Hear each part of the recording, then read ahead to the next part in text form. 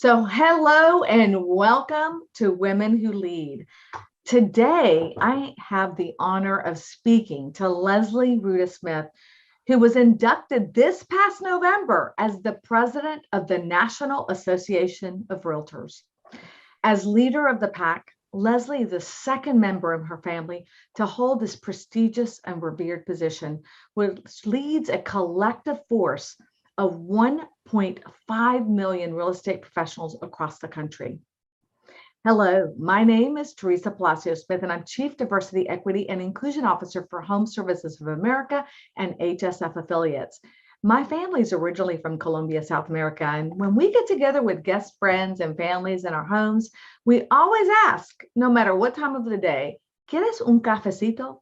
And that translates to, would you like a cup of coffee?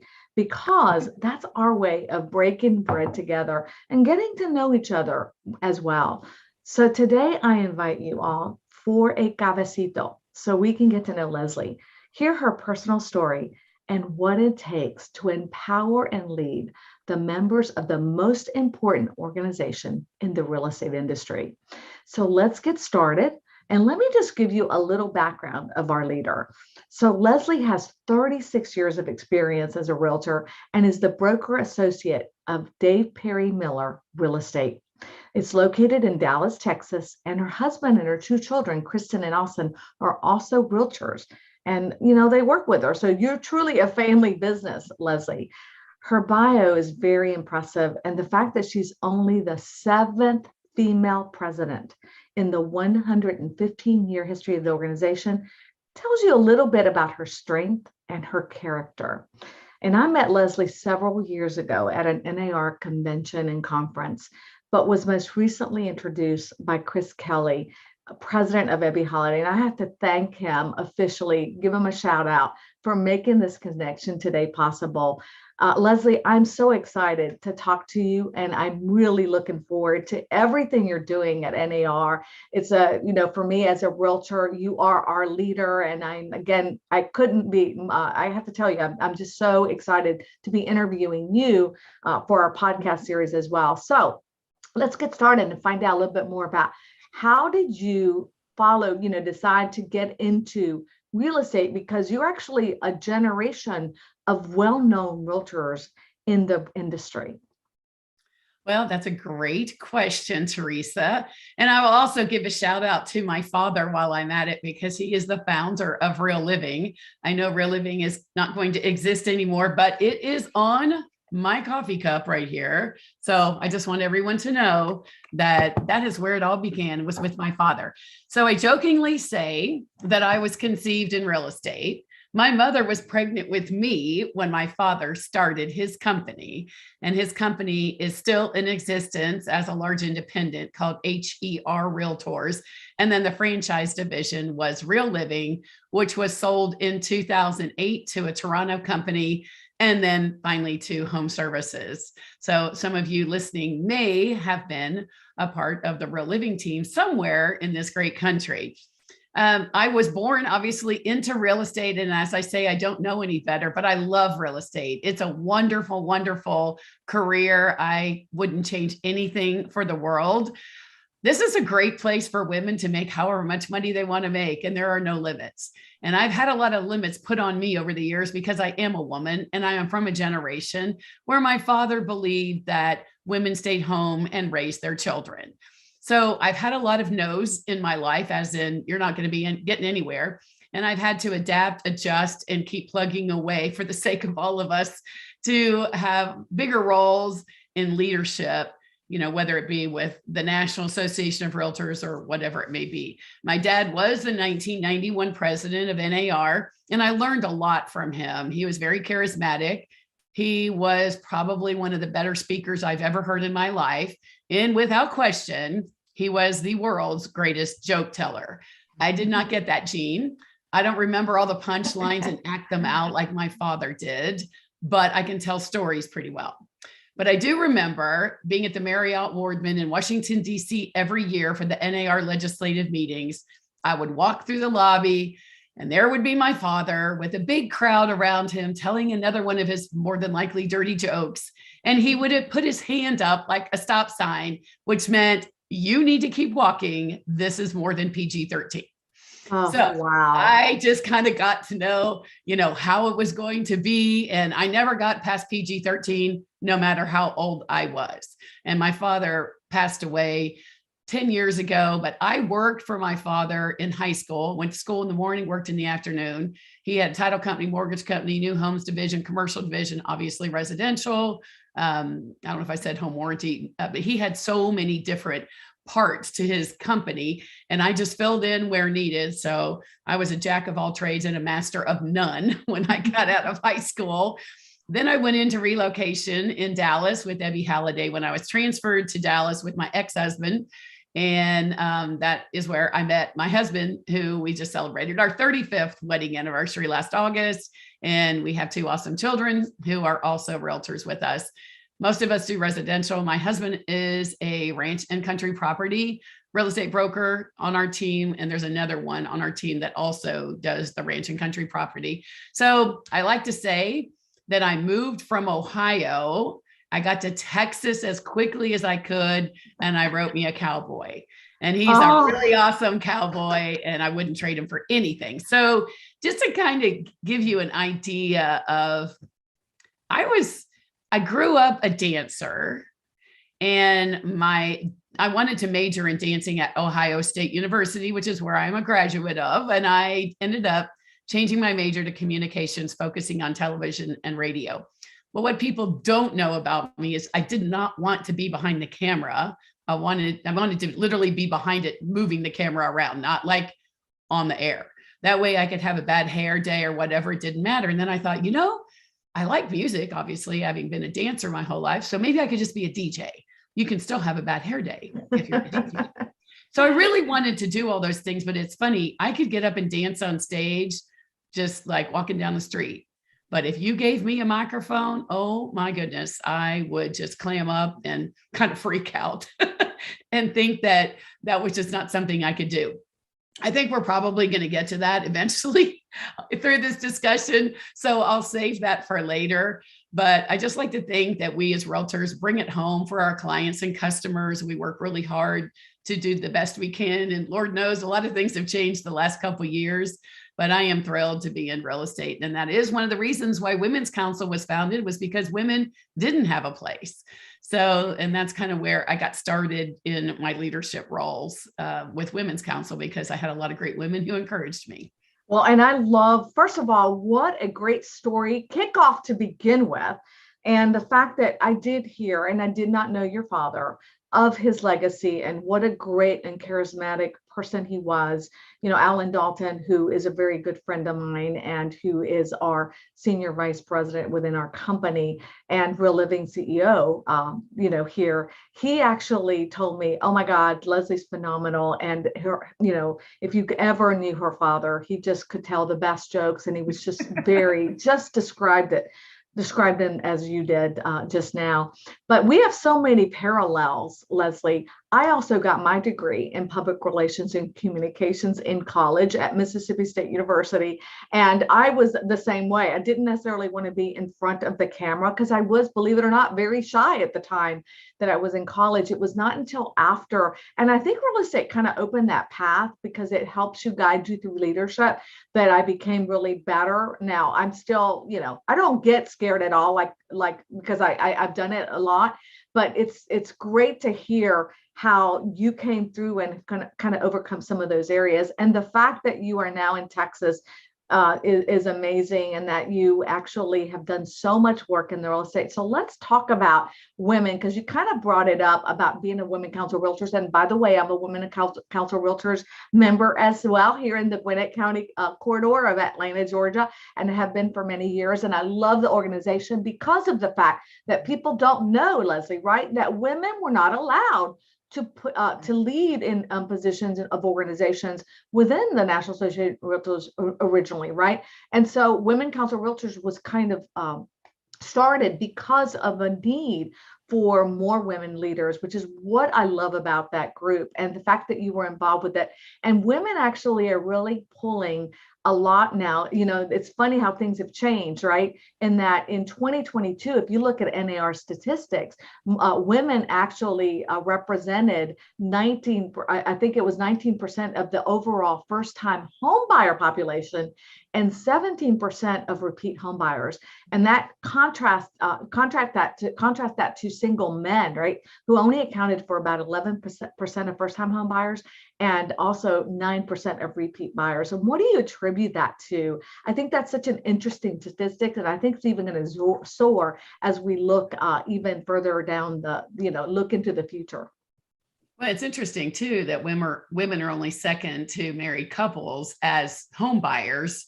And we've been collecting the data on all of this since 1981. But one thing that I didn't know and learned recently, that women could not purchase a home without a male signature until 1974, when the Equal Credit Opportunity Act was passed. That's I so had no true. idea. I thought, certainly that's not true. 1974 doesn't seem that long ago to think it took that long. But, the percentage is amazing of, just the women buyers in general. And about 60% of buyers are married couples, 19% are women and 9% single women, and then 9% are single men. So it is kind of interesting. And of course, we all want to know, why is that happening? They all have a desire to purchase a home, but double the share of women purchase to be close to friends and family because we're so lovable, right? Yes. Well, and I think too, if I look at my daughter, and I'm sure you look at your daughter and how, motivated and she's very focused. She's very passionate about her career. She's a dynamo. I mean, she is a go-getter. And I can see, she's just got married in February, but that's, hey, I'll buy a house. She has that, right? And so many women are actually staying, are career focused first and actually marrying at a later age. And so, and have great incomes and that are college graduates and educated. So I think that really does help. And I think it only can inspire more of us to do that as well. So as far as, I know it that your father was a president, and then you look at all the phenomenal presidents that we've had at NAR. How will you differentiate your leadership as a president? What are some of the things that you want to kind of look at this year? Well, of course, I want to be inclusive. I want to hear from our members. If everyone on the leadership team agreed on everything, then you really wouldn't need us to be leaders. So we need to be challenged every day. And trust me, we are. We now have more than 1.6 million members. So that's how many opinions I deal with on a daily basis. And for those who don't know, you are a member of the largest trade association in the world. We are also the largest nonpartisan PAC, Political Action Committee, in Washington, D.C. And you can imagine with our strength in numbers that they listen when realtors talk. That's how we get so many things passed at the levels that we do, either passed or defeated in our favor. And there are so many things that I could talk for a couple days on just that alone. So while we're out listing and selling property, there is so much more that is going on behind the scenes to continue to make this a viable profession for all of us. And, as you know, the DOJ settled with us, and 7 months later came back and said that settlement doesn't count for anything. And in 50 years, in the history of our country, that has never happened before, ever. So we're dealing with a huge lawsuit from the Department of Justice to, essentially control our business or maybe potentially put us out of business. And your National Association of Realtors is who's behind that, working every single day. We have an entire legal team that is doing everything to keep all of us in business while we happily list and sell. So keep in mind that the things that happen in our industry in our favor don't just happen because they don't just happen overnight. We have about 360 people that work at our office in Chicago on Michigan Avenue, where we are based and we're founded, and also in our beautiful office building looking at our nation's capital on New Jersey Avenue in Washington, D.C. There's a whole lot more that goes on at the National Association of Realtors than people know. And I hope that those of you who are listening will take some time to go to nar.realtor and see what your membership gives you. There are white papers, market statistics, all kinds of information there that will help you in your business and make you more knowledgeable. And if you're here listening to this today, that means you're interested in being engaged and knowing what's going on in your industry. Use what you learn to your advantage for buyers and sellers. And I'll give you a quick example. When I was chairman of the Texas Realtors in 2016, we had a proposition that included a homestead exemption. We're a homestead state, and it was a $10,000 increase in that exemption. There were two other parts to the bill, but a homestead exemption affects all homeowners, not just you and me as realtors. So why would we as realtors not go and talk to our buyers and sellers about what we are doing for them behind the scenes to increase their homestead exemption? And I told the realtors, first I asked in this enormous ballroom, how many of you are using what you learn by listening to things like this today or attending conventions and meetings? How many of you are using that to your advantage with your buyers and sellers? And not a single hand went up in that ballroom. Wow. Can you imagine if you were on a listing appointment and you said, Mr. and Mrs. Seller, are you familiar with Prop 1? Well, if you're not, you need to be. Let me explain it to you. Please get all your friends, family, everyone to vote in favor of Prop 1. And oh, by the way, are you interviewing any other realtors for your listing? And when they say, well, we have 2 interviews this afternoon, say, you know, I highly recommend that you ask those realtors what their thoughts are on Prop 1. And I can tell you that the odds of those 2 realtors having a clue what Prop 1 is about as close to zero as you can get. And then you would end up getting the listing because it shows you're engaged and on top of what's going on in the marketplace. So what great advice. Oh my God. I mean, Leslie, and I tell you, what happens is that we're all in our little bubbles, we're all in our little worlds, and we're, you know, in the realtor community in the past has been very transactional. We are now realizing, and at Berkshire Hathaway, and our organization, we know Berkshire Hathaway Home Services and We're Living and Real Estate and all of the Home Service America companies, it's about relationships. It's about knowing and understanding our consumers, our clients, the people that we serve, our marketplace, not just on the level of that transaction, but also is how it implicates and how it applies to every law that is in the books and that is being proposed at Congress, who, by the way, don't know anything about real estate like the National Association of Realtors. We're in it every day. We know what affects our clients, our agents, our realtors, our owners all across the world. So thank you so much for representing us so well. And until you realize that you actually have a voice and that you can resonate that voice through our association, who is power in numbers, that's the impact that the National Association of Realtors. So I'm going to give you a lot of kudos. I know that you guys do a lot of work behind the scenes that really protects our rights and protects the people that we serve every day. So, and again, what a great role that you are in, and what a wonderful way to voice it. So Leslie, let's talk more personal things, because I really want to learn more about you personally and your leadership style. And I can already see we're kindred spirits. And certainly you are like a firecracker, right? So in your journey as a leader, what are some of the impactful, moments you reflect on today that might have been uncomfortable at the time, and you thought, oh my God, I don't know about this, but now you think, I'm so glad I did that, because look at where I am today. Well, it's funny because my journey was different than anyone else's, just like anyone else's journey is different from mine. It never goes the way you plan, so don't plan it. It just happens, or it doesn't.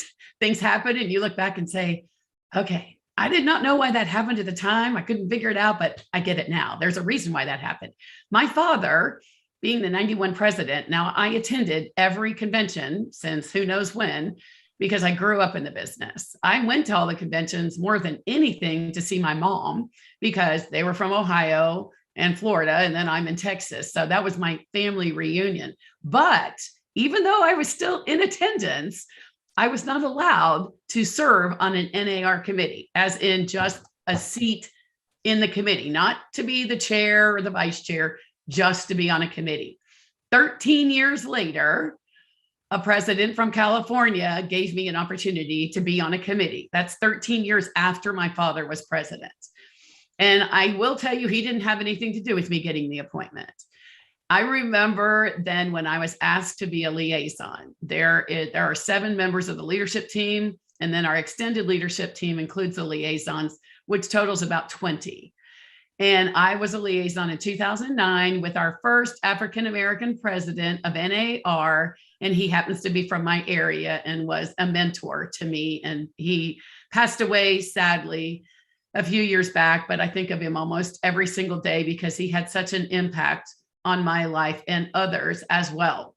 I had no idea when I agreed to be a liaison what that really meant, because I pretty much thought I knew everything because I had been around NAR more than anybody at my age because of my dad's position and hanging around the past presidents all the time.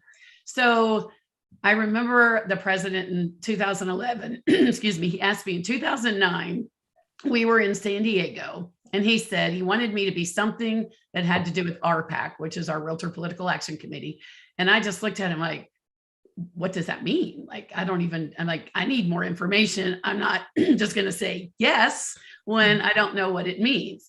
So he said, did you want to think about that? And I said, is that okay? And I could tell that was not the right answer. And he said, you have 24 hours. And I walked away and I thought, I have no idea what he just asked me. All I know is it had RPAC in it. So I went up to a friend of mine and I said, I don't know, somebody needs to find out what he asked me because I have no clue what it was. I was the only person who didn't just jump out and say, oh, yes, I'll do it. And I had like one of the biggest positions and I didn't even know that. Ultimately, yes, I took the position. That led to my ability and opportunity to be a vice president of Association Affairs in 2013, which put me on the 7-member leadership team as a voting member. And that's when you really see what goes on at NAR and, all the things you thought you knew that you didn't know. So, I learned that you can say no if you need to say no, because sometimes it just doesn't work or you have too much on your plate. But I will tell you that the business that our family and our team receive in referrals from all the people we've met around the country keeps us busy full time. Right. That's the one thing you have to know and understand about the power of the network, that you have. And because they see your strength and all that you're doing and you're giving, because, it is actually pretty much, you kind of give up a lot to be part of NAR because you're serving your state, you're serving your region, you're serving the people that you work with. And so, what a great, and first of all, I think that probably gave him also, you were smart to say, well, wait, let me think about what that entails. And probably nobody else said, oh yeah, I think for my perspective, he was probably going, boy, she's tough. And that's what you got to do, right? Because I think you didn't know what that meant, but at the same time, you were smart enough to say, let me find out more about it because I want to do a good job. I think that's excellent, Leslie. What a great story. And I think one of the other things I want to know about you, what is something that maybe nobody else knows about you that you want to share, about who Leslie is? Well, I am a crazy dog lover. I love dogs and I love little kids. I am attracted and they're like magnets to me. I enjoy, my mother always said at a party, well, if there's a little kid, that's where she is if you can't find her. And then of course, if there are dogs around, I want to pet them all. If I could have anything in the world, it would be to have all the stray dogs come live with me. I want that many arms so I could pet them all at once. Also, I would say the other thing, I'm a dancer. I grew up dancing. I still love to dance. I was dancing last night in the family room and my husband said, you never stop. You can't even sit still and watch TV. You always have to be moving. So I'm not the world's greatest at going to a movie and my limit is 1.5 hours. So if it's more than that, it's going to have to be watched at home or I can pause it, get up and multitask because I have other things to do. Well, it's got to be dancing related. That's huh? Right. I love dancing. And I was a kick line. I did tap toe jazz ballet and kick line and I choreographed and I taught and I just love dancing. It makes me happy. And the other things that make me happy are I love to jet ski.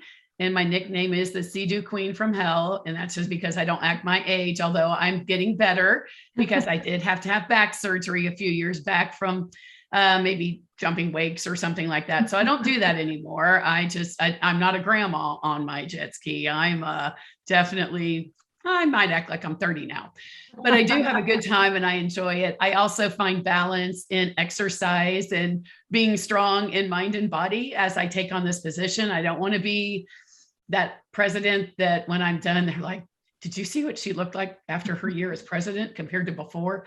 I don't want to hear that because we hear that often because it is a very stressful position. It's more stressful now than it's ever been because I'm the first president to be a hybrid president.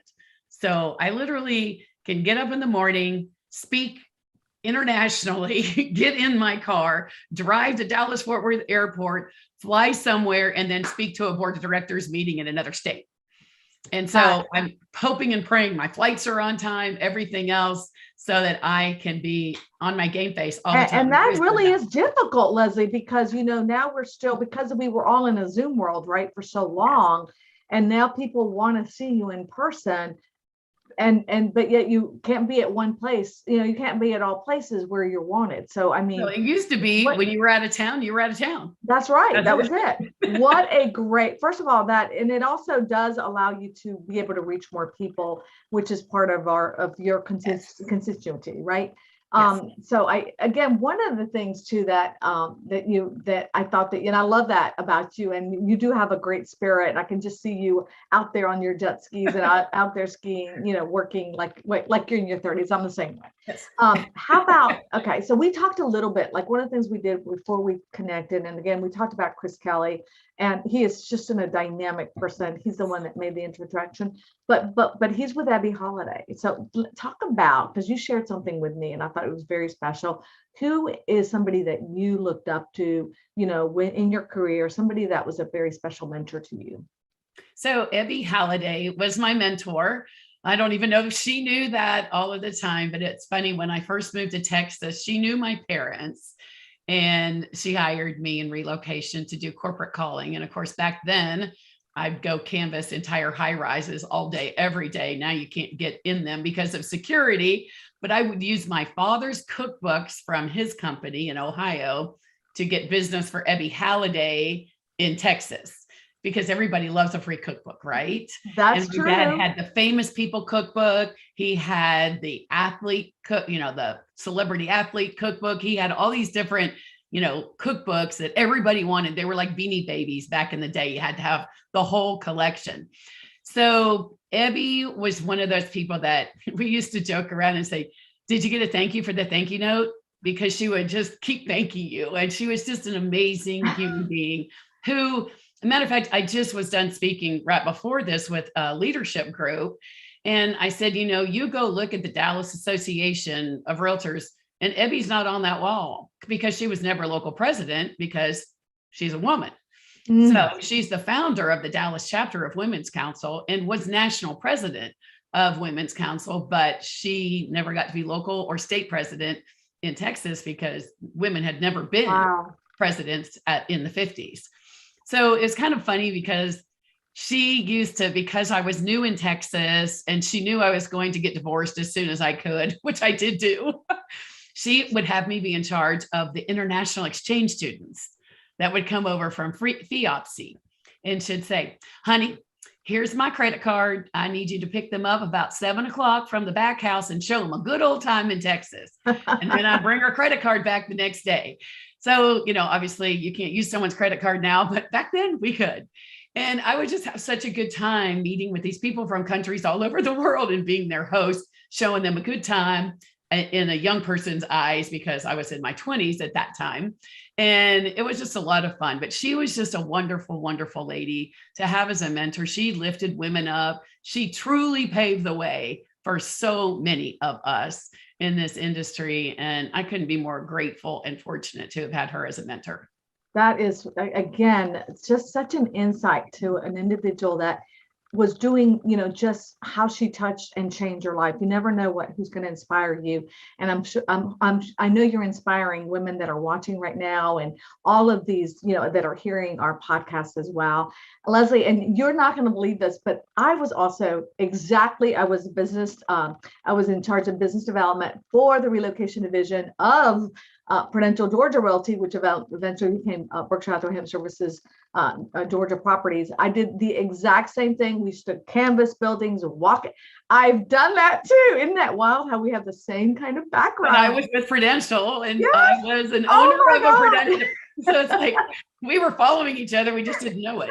It's like so funny. I mean, and that's a tough job. People don't realize doing group moves and getting reload business, it's tough. It's a really, and it certainly changed. Like that business definitely has changed. And now you're doing more affinity business. But again, always thinking outside of what are, how can we really help people? And I thank you so much for sharing that wonderful story, especially about Evie that I didn't know. And I do want to tell you, Beth Wolf, who's in Texas as well, was the one that shared with me the story about that women couldn't, that had to couldn't have title right until the passage of that bill. So thank you for sharing that as well. So what are your challenges? What have you personally faced? And you've talked a little bit already about this, but more like in balancing family life, because obviously the real estate career and the time that it takes and devote to, especially when you're also working as a volunteer, as someone who's giving with the Women Council of Realtors, how did that affect your time? Well, Women's Council was kind of where I got my start. It really helped me a lot because I had women from all ages, literally from their 20s to their 80s, who were very encouraging and supportive and helped me overcome my fear of public speaking, which, it's kind of interesting that I had that fear, but I was determined that I was going to overcome it, especially when my father asked me to do the invocation at his inaugural in November of 1990 in New Orleans. I'm like, I can't do that, Dad. I can't do that. So anyway, I always felt like I let him down and I needed to overcome that. And so I came up with ways that I was going to push myself out of my comfort zone to overcome it.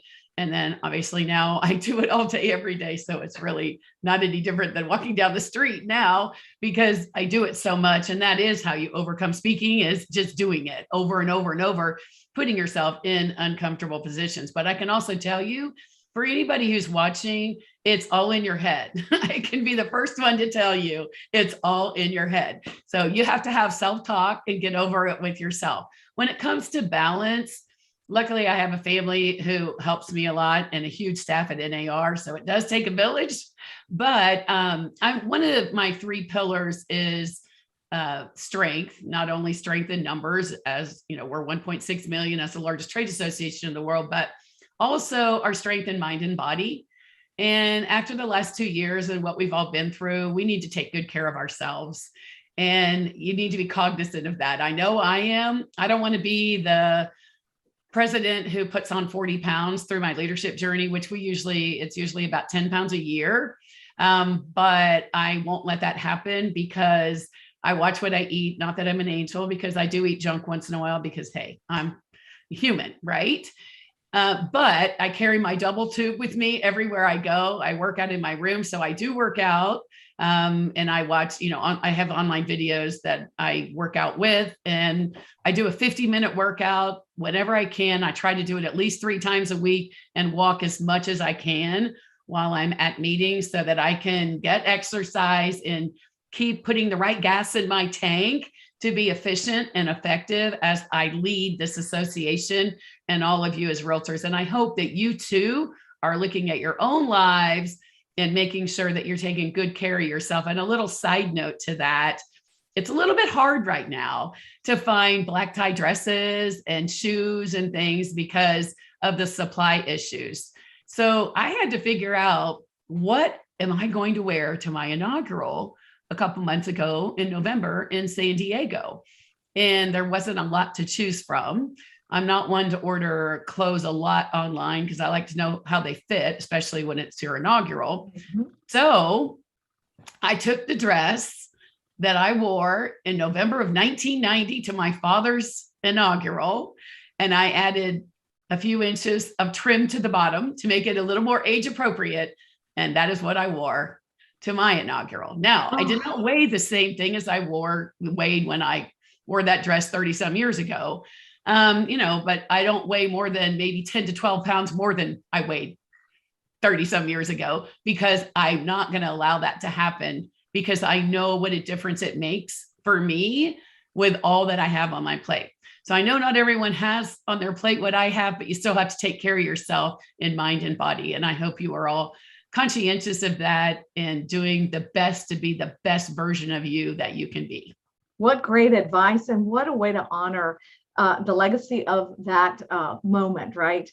To do that, and to be able to wear. First of all, that's so impressive, Leslie. I absolutely love it. As we round out, can you believe it? Our time is almost up. I know that a lot of our women that are watching in our audience that's watching the show really love books and really love podcasts or movies. What's your favorite? Is there one that has influenced you that you could share with our audience? Well, I do watch like TED Talks if I have time. Keep in mind that almost probably, I would say, at least 16 hours a day, I'm reading speeches, responding to things, getting ready for the next day. Like when I'm on an airplane, I don't get to sleep. I am on line responding to text messages and emails nonstop. So the only time I'm not is when I'm boarding or deplaning. So pretty much every day, every hour of every day, except the ones I'm sleeping, that is how it is. Just to give you an example, last week at like 11:30 at night, I got an urgent text that I needed to approve a quote for a lawsuit that we were filing against Rex, and it had to be filed by midnight. So I had 30 minutes to approve it and make sure I was okay with it legally before it literally was part of the lawsuit and the press release was launched. So wow. It is a job that doesn't stop. It's 24/7. Tomorrow may be Saturday for everyone, but I know how realtors are. We work on Saturday. So we're all used to working 7 days a week. I don't have a lot of time to read anything other than what I have to read. But when I do have that spare moment, I love to read about investing, real estate, leadership, family, sustainability, anything that has to do with dogs. So I make use of that and enjoy it. And of course, I do find time to enjoy our ranch, which is an hour from downtown Dallas. And we have 3 distinct ecosystems at our ranch with a lot of wildlife. It's a wildlife habitat ranch. And we won the Lone Star Land Steward Award from the Texas Parks and Wildlife for all the work that my husband has done on the ranch. I get to enjoy it, but he really does all the work. So that is my place to go get away from it all. At this point right now, we do not have Wi-Fi there. So I might want to keep it that way. I don't know. I'm still thinking about it. But, I did want to say one thing, because I don't want to forget to say this, that this is the first time in the 115-year history of the National Association of Realtors that we have a majority female leadership team. So I want women to know we're making progress. I absolutely love that. And I know that we've got so many women that are in the leadership team that are coming down the pipeline. And that is so, so wonderful for all of us, especially for the individuals like Ebby Holiday, and for that really kind of were the trailblazers for all of us in our industry, and the work they did that has led to your ability to be, and to be at that helm. And there's no better person to me, Leslie, after this conversation with you. I already knew it in advance, but really cemented my position on how we are so fortunate to have you as our leader and to represent us in the way that you're representing us within the entire world. Because again, it's a global organization. It's 1.6 million members. And as we leave, just to really, we always end because I like to end in a fun, positive. Is there a quote, anything that kind of resonated with you? As you look back at the experiences that you've had. Yeah, absolutely. And I will also just put a little plug in too, that Berkshire Hathaway broker from Boise, Idaho, will be your national president in 2024. Tracy Casper. She's amazing. And y'all are going to be, I mean, it's pretty amazing to have a company like Home Services have 2 women in the top positions at the national level. So we're very proud to serve all of our members and certainly to be a part of this great family of Home Services. But I would say your circle should want to see you win. Your circle should clap the loudest when you have good news. If they don't, get a new circle. And I can tell you that has been a lot that's almost like my life story. I've had the door shut in my face so many times. You know, a lot of people don't know that I interviewed to be president of the Dallas Association, which is called Metrotex, 5 times. I interviewed at very high level. I mean, I served at very high levels for 18 years, including as a board of director for 8. They would not let me be their president. And I was always told it was because my dad was NAR president, which had nothing to do with anything since he's in Ohio and I'm in Texas. But I switched my primary association back to Collin County, which is where we live, and started over. So I'll probably be the first president in the history of NAR, or at least in the last 100 years, to be local, state, and national president in 1 decade. Wow. And that's because I've had to fight so hard to get where I am. So never say never and keep plugging away. Don't give up. And don't let others tell you what you can or cannot be. Right. I love that, Leslie. And thank you for sharing that. And absolutely, Tracy Casper, we've got to give a shout out to her as well, because she is Berkshire Hathaway Home Services Idaho property. She is an owner of one of our franchises. So it's an honor to have you represent the home services companies as well as Tracy. And one last thing, I want to thank you, first of all, Tracy, since it's the Super Bowl coming up, Cincinnati Bengals, or is it going to be LA Rams for you? Or you got to be... I'm very torn right now because I know the quarterback's father for the Rams, Matt Stafford. I know his father, John, and we've worked together and even been out to lunch together. So I have an affinity for him because he lives here he was raised in Dallas, which is where I live, but I am a Buckeye, which means I want to root for my Cincinnati Bengals because they are from Ohio. So I am so torn. I don't know what. So I'm going to flip a coin that day. What a great answer. Figure that out. Very diplomatic, right? Definitely. Right. Thank you so much, Leslie, for connecting with me, with our audience today, and sharing your personal story.